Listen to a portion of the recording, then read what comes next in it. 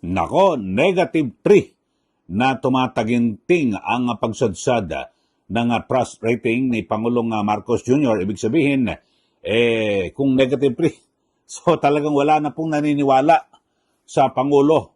At samantalang si Vice President Sara Duterte, sa kabila ng kanyang mga inaabot ho na kung ano-ano mga intriga at akusasyon, ay lalo pa hong tumaas yung trust rating ng Vice Presidente. So, mamaya iisa-isahin ho natin at may mga rehiyon kung ilan po ang ibinigay na marka. Talagang grabe ho ito. At sabihin natin, ito po ang pinakasadsad na nakuha sa survey ni Pangulong Ferdinand Bongbong Marcos Jr. At siguro maganda ho, ito sinaliksik ko ho ito mga kababayan, at talagang hinanap ko yung naunang press con ni Yusek Claire Castro na kung saan ang sinasabi niya, naku, todo trabaho si Pangulong Marcos Jr. At talagang matindi raw halos hindi na raw po nagpapahinga. At talagang lahat po ay ginagawa po, nang sabi, araw-araw hindi humihinto sa pagtatrabaho. So talagang subsob sa trabaho ng Pangulo. Ito, panoorin ho natin mga kababayan, kasi may survey ho ngayon, di ba, yung SWS, at -3 ang nakuhang marka ng Pangulo. Bakit ho ganon? Sabi ho ni Yusek Claire Castro, ang Pangulo talagang nakikita natin, trabaho, araw-araw. Hindi raw po humihinto sa pagtatrabaho. At hindi nga ho nakakapagbakasyon. Hindi raw po makapunta sa beach para mag-swimming. Eto, panoorin nyo ho, mga kababayan. Balikan lang ho natin, ito, November 26, 2025, nang magkaroon po ng press con dyan po sa Malacanang. At ito ho ang pahayag ni Yusek Claire Castro. Panoorin po natin. Nakikita natin ang trabaho ng Pangulo. Araw-araw, hindi humihinto sa pagtatrabaho. Hindi nga po nakakapagbakasyon. At hindi nakakapunta sa beach para mag-swimming. So, sino po ba talaga ang ready na maging leader ng bansa? Walang iba kundi ang Pangulong Marcos Jr. Yan po narinig nyo ang lutong ng tigas ho ng pananalita ni Yusek Claire Castro. Sabi niya nako, ang nakikita natin ang Pangulo trabaho ng trabaho. Araw-araw hindi raw po humihinto sa pagtatrabaho, hindi nga po nakakapagbakasyon at hindi nakakapunta sa beach para mag-swimming. So, sino po ba talaga ang ready na maging leader ng bansa? So, walang iba kundi ang Pangulong Bongbong Marcos Jr. So, yan po, napakinggan nyo So, ngayon, babalik ko tayo dito sa kasalukuyan. Kasi yung binanggit ho natin ni Yusek Claire Castro ay November 26, 2025. Pero ito may bago hong survey ang inilabas po ang SWS. Ito ho. At mga kababayan, para po sa inyong kaalaman, ito, yung trust rating ni BP Sara, nako, tambak ho si Marcos Jr. Ito, malaki ang lamang ng tiwala. So, mas marami po ang nagtitiwala na publiko, sa publiko kay Vice Presidente Sara Duterte kumpara kay Pangulong Ferdinand Bongbong Marcos Jr. Ayon po yan sa pinakahuling survey ng Social Weather Stations o SWS. At ito ho, tingnan natin ito sa survey ho ng SWS, isinagawa noong November 24 hanggang 30. Ngayong taon nagtala po si BP Sara ng plus 31% net trust rating. Habang, eto ho, pakinggan nyo ho, habang bumagsak naman si Marcos Jr. sa -3%. Isang 34-point gap pabor sa Vice Presidente. So, ang laki po ng agwat. 34% ang agwat ang layo. Kumbaga sa basketball, tambak ho. Si Pangulong Marcos, -3. Tapos si Vice Presidente, plus or positive, positive ho, 31%. So, ang laki ho ng diferensya, di po ba? Ito, isa-isa lang ho natin, mga kababayan. At nakuha ni Marcos Jr., nakakuha si Marcos Jr. ng 38% o mass trust laban po sa 41% na little trust. Mas mababa kaysa sa plus 7% na net trust noong October. Ayan ho. Samantalang ito pong si VP Sara Duterte ay meron pong 56% na mass trust, match trust, kontra 26% little trust. So, kaunti ho nagtitiwala kay VP Sara, mas marami ang nagtitiwala. Sa kabilang banda, kay Pangulo Marcos Jr. ay mas marami po ang hindi nagtitiwala. Kakatiting po ang may tiwala. Ayon. O, ito pa ho, mga kababayan. Pinalakas po ang suporta kay VP Sara sa Mindanao. Ito ho. At nakakuha po siya ng plus or positive 74 at sa Visayas ay positive or plus 43. Habang positibo rin sa Balance Luzon na plus 12 at sa NCR, ito ho, plus 2. So, lumilitaw ho, buong bansa ho, mga kababayan, puro plus positibo ang nakuha ni VP Sara. Punta tayo dito kay Pangulong Marcos Jr. Nakakuha siya ng negative ho sa Mindanao na negative 37. Laki ho nito, no? Tapos sa Visayas, negative 7 na naman. At sa NCR, ito mataas, negative 8. At yung Balance Luzon, yun lang ho, nakakuha siya ng plus or positive 18. So yun ho, grabe ho, no? At ito pong si Pangulo Marcos Jr. naman ay ito lumalabas po sa survey na ito siyempre sa gitna po ng investigasyon sa umano'y anomalya sa flood control projects. Kabilang po yung kasong malversation at graft na inihain ng Office of the Ombudsman kaugnay ng mga proyektong tinutukoy sa iba't ibang probinsya. So ito hong survey na ito ay kinomisyon po ng Strat-based consultancy na may 1,200 respondents nationwide, face-to-face interviews. Yun ho, mga kababayan. So, harapang interview. Yan po ang resulta ng pinakahuling survey dito po ng SWS. At kanina, binabagit. So, parang kulang pa ho siguro ang pagtatrabaho ng Pangulo. At sabi ho, negative 3. So, grabe ho ito, mga kababayan, di ba? At kayo, ano ba sabi niyo rito? Kung negative 3, matindi ho ito. Talagang ubus na. Ito, may binabanggit din po yung dating at kauna-unang executive secretary ni Pangulong Marcos na itong si Attorney Vic Rodriguez. Ito, may binabanggit po siya. Pakinggan nyo ho. Ito, babanggitin natin, babasahin natin. So, sabi po ni unang executive secretary ni Marcos Jr. na si Attorney Vic Rodriguez, ang pinakabagong survey ng SWS at nagpakitang bagsak sa negative 3% ang net trust rating ni Pangulong Ferdinand Marcos Jr. Ang sabi niya, wala na, hindi siya napaligoy-ligoy, mukhang upos na ang mandato. Di ba, kumbaga sa sigarilyo, naupos na, naubos.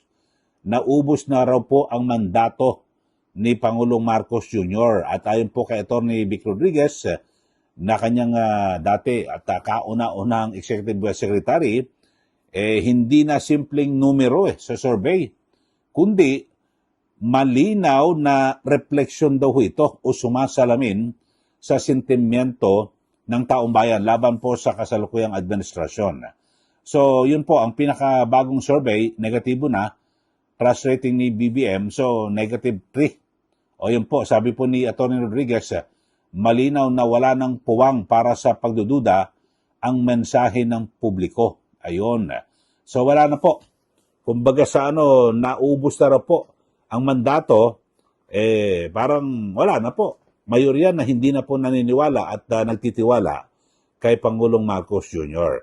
At ito, banggitin lang ho natin na tinukoy po ni Atty. Vic Rodriguez yung mga dahilan. Ito ho, number 1, massive corruption. 'Di ba, yung ghost at substandard na flood control projects. O, yan po, talagang grabe ho ito ang tumama dito po sa Marcos Jr. administration. Pangalawa, sabi po ni Atty. Vic Rodriguez, yung looting of public funds. Talagang yung ito, yung talagang yung mga mga pandarambong ho, no? Ito, meron din ho yung unconstitutional na 2025 General Appropriations Act. Yung yung budget ho 2025. Pati yung mga insertion, kung ano-ano mga di umano'y presidential kickbacks, at siyempre, yung sinasabi na paggamit ho ng ipinagbabawal na gamot ng Pangulo. At para po kay Tony Rodriguez, ang mga isyong ito ay hindi lamang politikal na usapin, kundi seryosong krisis ng pamumuno at pananagutan ng gobyerno. Yun po, mga kababayan. So, kayo ho, sa ating mga kababayan, talagang mabigat ho ito, narinig nyo naman siguro, sabi ho ni Atty. Claire Castro, ang undersecretary dyan po sa Malacanang, talagang ang inaatupag lang daw po ng Pangulo, puro trabaho, trabaho, trabaho, trabaho. Hindi raw po nagpapahinga. Hindi raw po nagbabakasyon. Kayo ho, ano masasabi nyo ho sa ating mga taga-subaybay dito po sa ating channel? Magbigay na po kayo ng comment dito. At para maibigay nyo rin ang inyong sentimiento dito po sa naging survey ng SWS na kung saan ay -3 ang nakuha pong marka ni PBBM, no? At ito kanina nabanggit ko na naman yung no, pero ito panoorin nyo ito, ayan. Ayan. Ayan, -3 si Pangulong Marcos Jr. at +31 naman si VP Sara Duterte. So, ito ho, malinaw na malinaw. Alam niyo ho, ay, di ba, nakakapagtaka rin at nakakagulat dahil sa kabila ho ng napakaraming mga paninira ang inaabot ng ating Vice Presidente, di ba? Yung pinakahuli, mga kababayan, ito hong yung si, na-vlog ko yan, si Ramil Badriaga, di ba?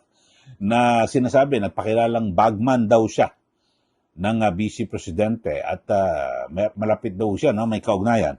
Pero ang ipinapakita lang ho ng mga ebidensya, yung mga nasa mga public events, halimbawa, nangangampanya si VP Sara, nandun si Ramil Badriaga, lahat naman sino kung pwede. Kasi kung talagang totoo na malapit ka kay VP Sara, magpapakita ka ng mga ebidensya na nasa pribado kayong lugar.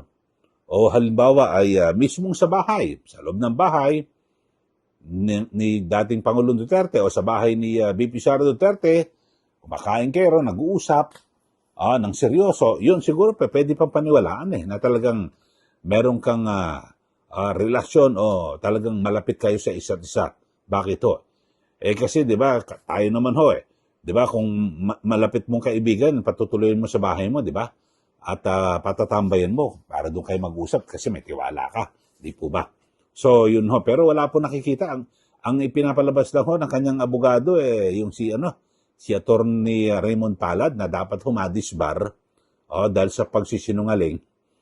Wala ho yung mga public events. Lahat naman ho, kahit sino ho, pwedeng Alam niyo ho, kapag politiko, kahit sino, tatabi lang ho sa politiko, magpapalitrato, papicture, okay ho kagad Di po ba? Kung minsan, bayan ka pa, kung ano man, ganyan ho talaga yung mga politiko hindi ka iisnabin. Di po ba? So, tapos gagamitin mong ebidensya. Tapos meron din ho, mga kababayan, na nakaamba. Ito matindi. Di ba? Sa kabila ng talagang, grabe ho, yung nagkaisa po, yung mga kongresista, di ba? Mayoryan na ipa-impeach. Ito pong si VP Sara Duterte. Kaya lang, minalas lang po siya. Bakit to? Yung mga nagsusulong, nagdesisyon po ang Korte Suprema at nagdeklara na unconstitutional yung impeachment na ginawa po ng Kongreso noong 19th Congress. Kaya wala po, hindi nakalusot. Pumunta sa Senado, wala po. Hindi po nangyari yung kagustuhan po nito hong mga nagsusulong na mapaalis at mapatalsik po ito pong si VP Sara. So, yun ho mga kababayan ang pinakamatindi. Tapos ngayong Pebrero, 2026, ilang buwan na lang ho, mga kababayan, at malapit na ho. Di ba? Malapit na. Pwede na ho, kasi merong 1-year ban eh. So, pwede na ho. At maghain po muli ng impeachment ito pong mga nagnanais na mapatalsik ang vice presidente kasi bakit ayaw nilang labanan ng patas sa 2020? Itapatan nyo na lang na malakas na kandidato. Kahit na magsama-sama pa ho kayo, yung Marcos Jr. administration, yung pink, yung dilaw, makakaliwa, o kung ano mang kulay nyo, magsama-sama ho kayo, tapos palakas ho kayo. Kung sino man gusto nyong kandidato, tapos ipantapat nyo kay BP Sara. Kaso ang gusto nilang gawin, tatanggalin ho. Tatapunan ng kung ano mga putik, dumi, aligasyon, si BP Sara, tapos ay para mapatalis sa pwesto, tapos sila maglalabo-labo. Hindi, ang dapat ho gawin, pabayaan mong kumandidato si BP Sara sa 2020, tapos magpalakas din kayo ng sarili ninyong kandidato. Yan po ang tama at patas na laban. Hindi po sinisiraan nyo ng gusto. Ang vice presidente, gusto nyo pong pilayan o gusto nyo pong lumpuhin para sa 2020, hindi na po makabangon.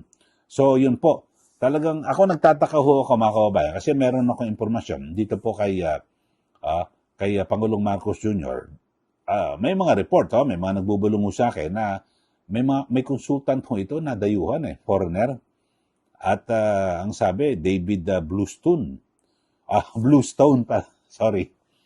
Bluestone, asul na bato. Ayan, si David. At isa pong international strategist. Ako, magkano bayad rito? Siyempre, dolyar. Biro nyo, kumuha ng international strategist para pagandahin, ayusin ang imahen ng Pangulo. Pero sa kabila ho niyan, ay -3 ang nakuha na marka ni Pangulong Marcos Jr. So, eto, balik ko tayo dito po sa issue ito. Sige, magbigay na po kayo ng comment at reaksyon sa pinakahuling survey ng SWS na kung saan ay -3. Ito pong nakuhang trust rating ni Pangulong Bongbong Marcos Jr. at sa kabilang banda, ito pong si VP Sara Duterte na talagang inuulan po ng batikos ng kung ano-ano mga intriga. Di ba? Tumaas po. Positive. Positive po sa kanya. Yung sa kabila, negative. Di ba? So, ang laki ho ng pagkakaiba, di po ba? Isang negative, ibig sabihin, talagang pag nag-negative, wala na. Wala na nagtitiwala sa'yo. -3. Positive 31, lalo pang tumaas, mas dumandami ang nagtitiwala. So, kayo ho. Sige, bigyan na po kayo ng comment dito po sa ating issue na pinag-uusapan. At, abangan natin kung ano ang magiging sagot ho rito ng Malacanang o mismong si Pangulong Marcos Jr. o yung kanyang,